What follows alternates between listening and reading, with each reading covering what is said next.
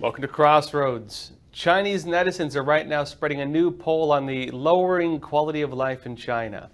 And it's highlighting what they're now referring to as garbage time. Now, their lives are getting more difficult, and some of the luxuries that they used to enjoy, well, they're going away. And with this, they're also pointing out problems with the CCP's current economic theory, state interventionism. Now, the regime is facing an economic crisis. In a recent meeting of top-level CCP members to try to fix the whole crisis, well, they're not really offering solutions, but at the same time, they're going further into the policies of state interventionism and thus further into the economic policies of an even more authoritarian regime. Now, first, let's talk about what Chinese netizens are saying. The Guardian said that first there was a century of humiliation in which China was subjugated by Western powers.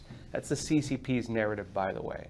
But they add that then there was the era of reform and opening up, where China's rapid economic development paved the way for what was supposed to be the Chinese century. But now, according to social media users, China is in another epoch worth the name, the garbage time of history. They say in recent weeks, Chinese chat groups and WeChat feeds have been buzzing with discussions of whether China has entered a period of economic stagnation and recession in which failure is all but inevitable, called a garbage time of history. And it's a sentiment can be summed up by a graphic widely shared on social media, again in China, and since censored on Weibo, and it's entitled the 2024 Misery Ranking Grand Slam. It tallies up the number of misery points that a person might have earned in China this year. The first star is unemployment. For 2 stars, add a mortgage. For a full suit of 8 stars, you'll need the first 2 plus debt, child rearing, stock trading, illness, unfinished housing, and finally, hoarding of Mao Tai, a famous brand of baijiu. That's a type of liquor they have. Now, the phrase is inspired by, it says, and has been misattributed to the Austrian free market economist Ludwig von Mises, who argued against government intervention in the economy. Now, first of all, garbage time technically. It refers to that, lackluster part of a sports game in its final moments when you see that your team basically has no chance of ever coming back from defeat.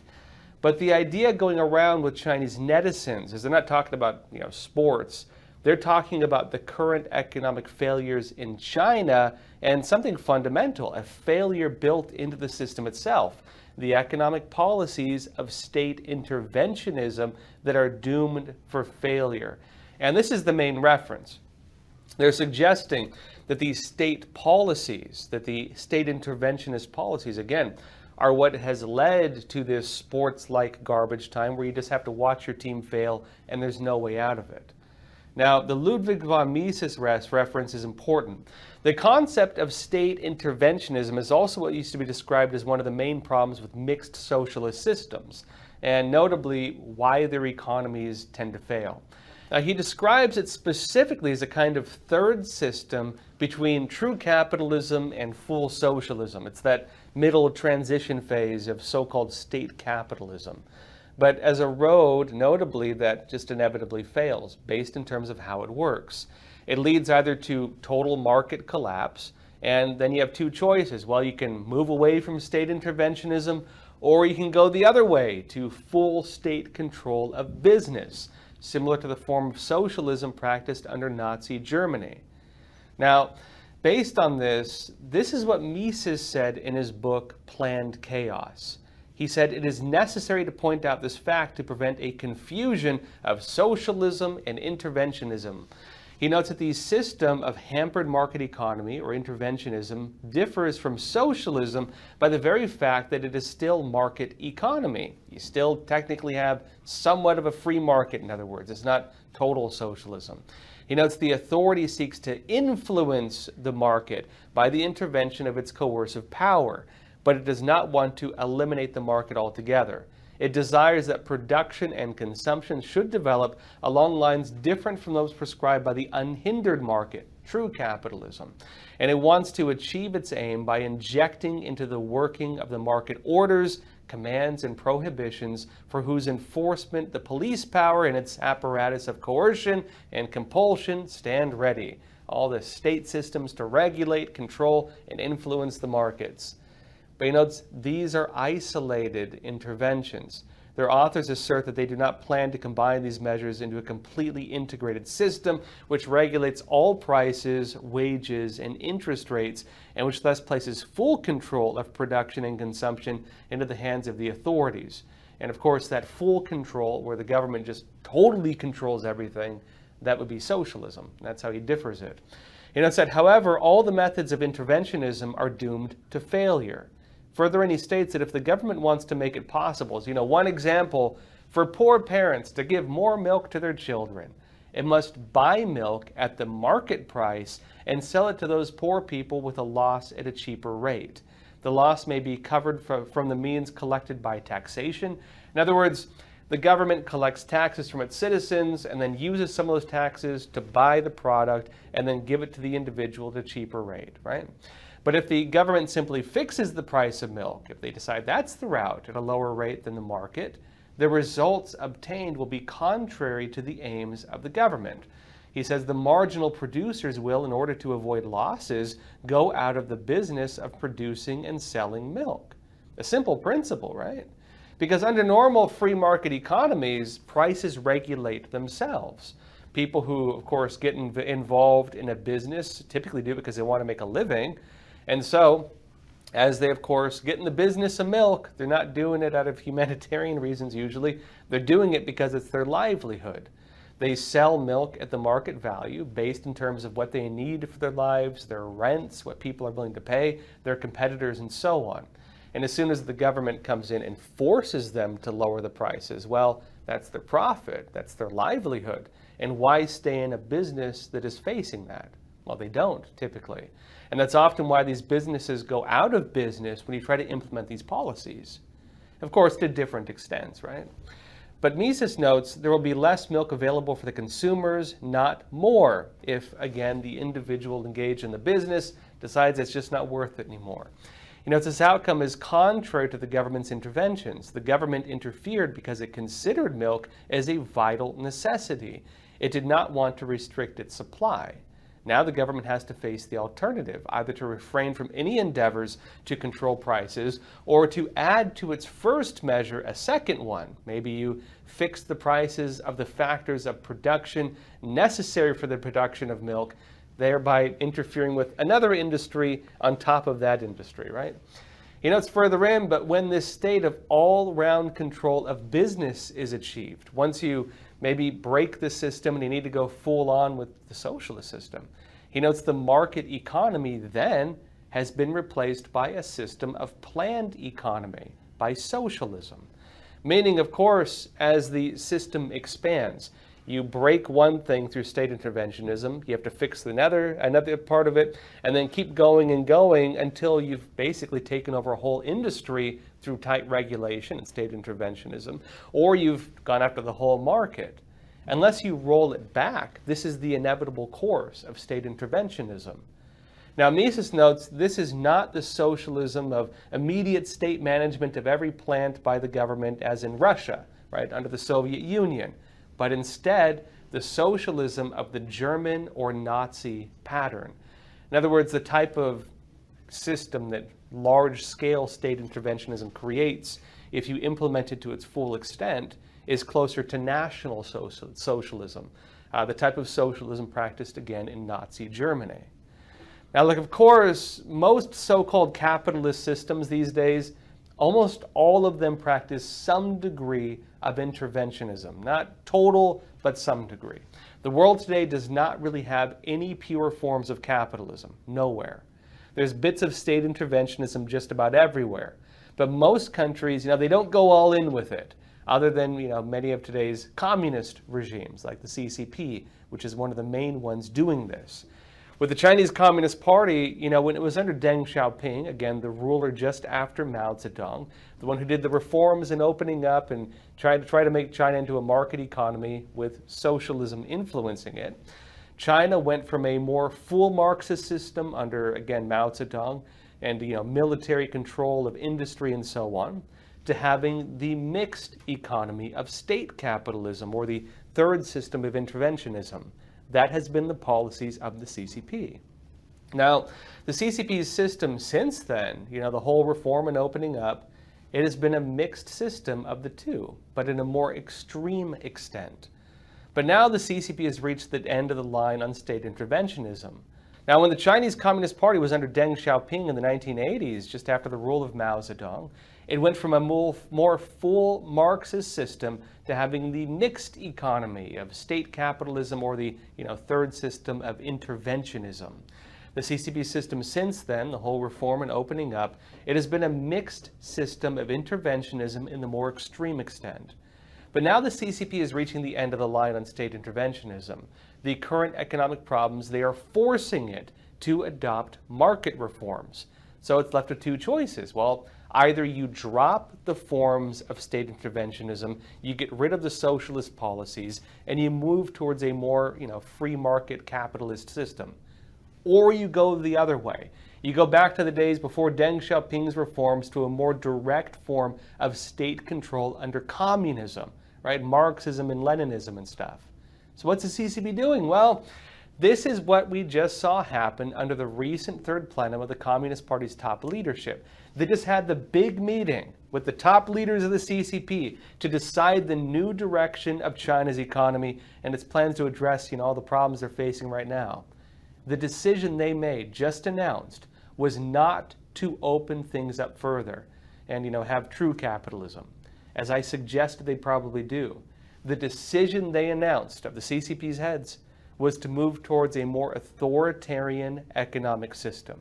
Financial Times says this: China's leaders have warned of risks in areas such as the country's slumping property market, government debt, and financial institutions at a top Communist Party meeting, and called for tighter social controls to ensure stability. More state intervention. The party's Central Committee gave security the same level of importance as economic growth, as it warned of geopolitical risks, saying China should, quote, lead global governance, as it concluded the third plenum, one of its most important meetings, where it sets out medium to long-term policies. Let me show you the actual announcement from the CCP itself. This is the CCP Ministry of Foreign Affairs. It says this: it was stated that we must ensure both development and security. To this end, we will implement various measures for preventing and diffusing risks in real estate, local government debt, small and medium financial institutions, and other key areas. They say as well, quote, we will strengthen the network for preventing and controlling public security risks so as to safeguard social stability. We will improve public opinion guidance and effectively deal with risks in the ideological domain. So, in other words, the CCP is going to be playing more of a direct role in things, right? They're going to intervene even further. It is going to coordinate these issues more directly. And notably, it says it will increase state propaganda and even internal controls for things like so-called social stability, one of the new buzzwords going around in China. Now, of course, the CCP is still being vague on these actual policies and how they plan to actually implement it. But here's what they declare as the basis of the new reforms to the economic system.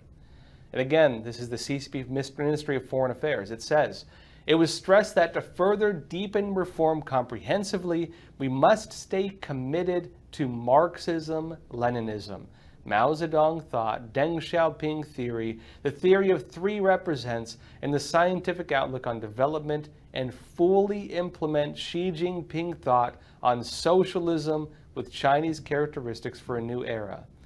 Now also, it says further in, it was stated that the overall objectives of further deepening reform comprehensively are to continue improving and developing the system of socialism with Chinese characteristics and modernize China's system and capacity for governance.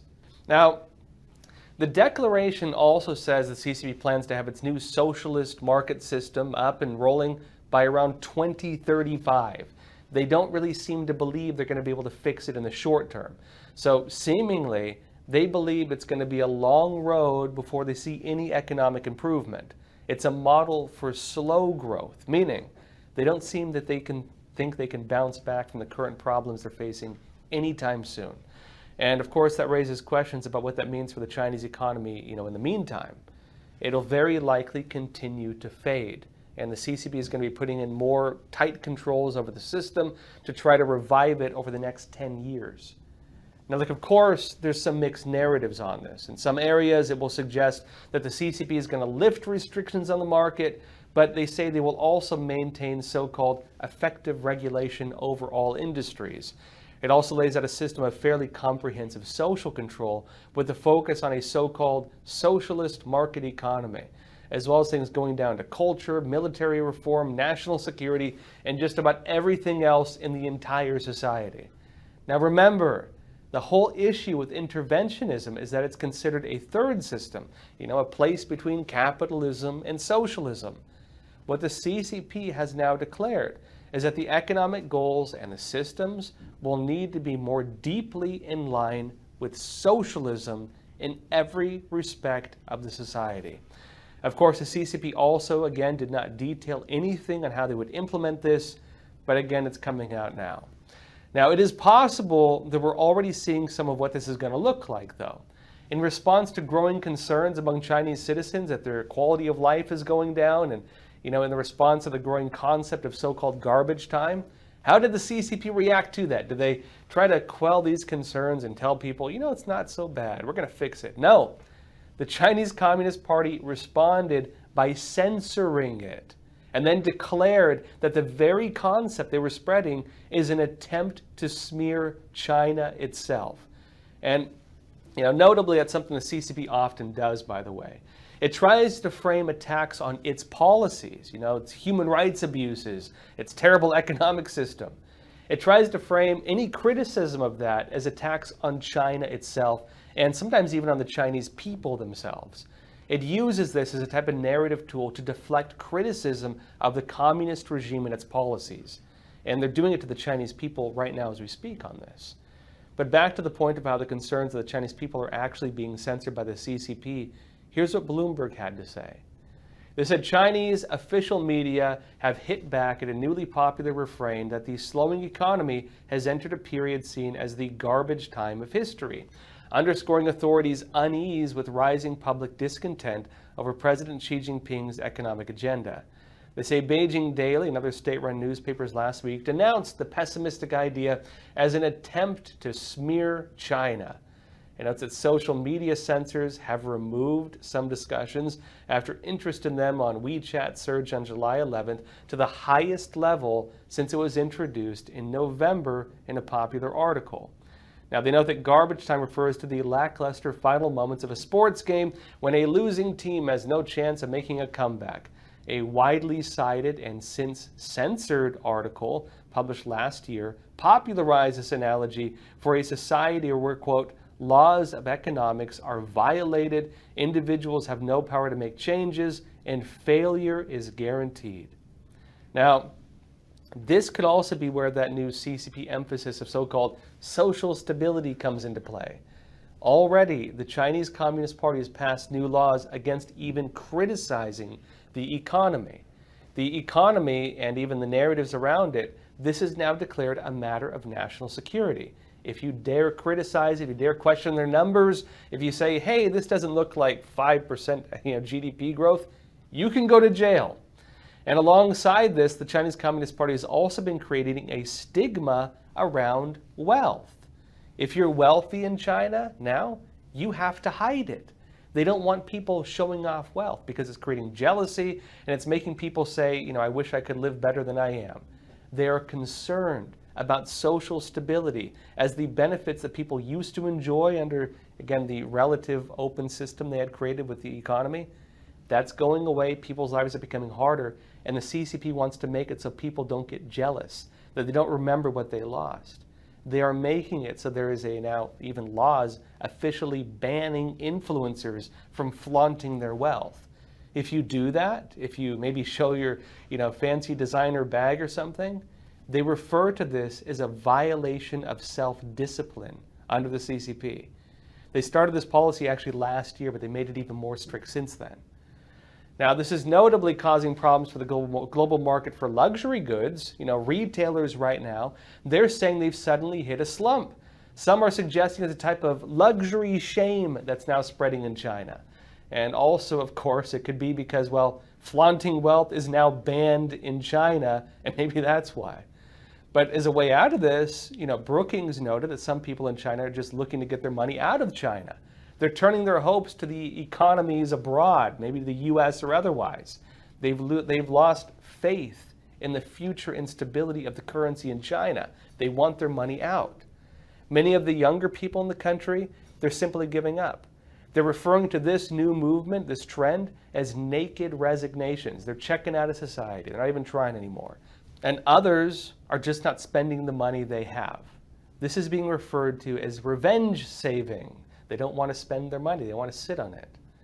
These trends are also having their impacts on the market, along with other similar trends as well. They're all kind of piling up.